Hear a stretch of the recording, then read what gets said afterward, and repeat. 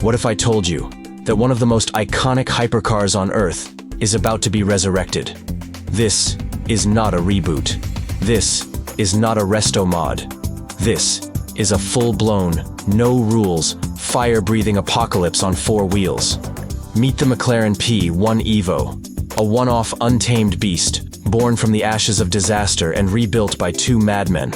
One of YouTube's most fearless car builders, and the original designer of the P1 itself. Yes, Frank Stephenson, the man, the myth, the mind behind the original P1. And standing beside him, the wild card of car YouTube, Tavarish, the guy who bought a flooded McLaren P1 that was literally drowning in salt water after Hurricane Ian. Most people would have let it die. He said, "Let's make it faster. Let's make it louder. Let's make it a damn monster." The original McLaren P1 made 903 horsepower. That's cute. The P1 Evo? It's gunning for 1,400 horsepower. Gone is the hybrid powertrain.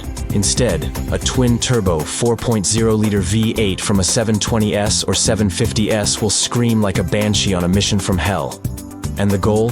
To not just beat the P1's 217 miles per hour top speed, to not just eclipse the Speedtail's 250 mile per hour glory, but to annihilate expectations and do it in front of the entire world at the Kennedy Space Center. You thought the Hypercar Holy Trinity was sacred? Tavarish is rewriting the gospel, and Frank Stephenson is the priest blessing this unholy ceremony. And oh, this isn't some flashy wide-body kit for clout. This car is headed to SEMA, November. Cue the angel choir. Cue the tuner symphony. It's not a reveal, it's a resurrection.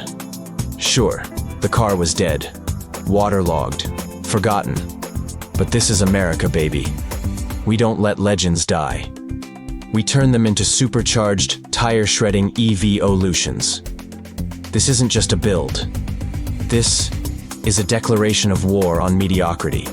Stay tuned, because the P1 Evo is coming, and it's gonna make the original P1 look like a Sunday commuter.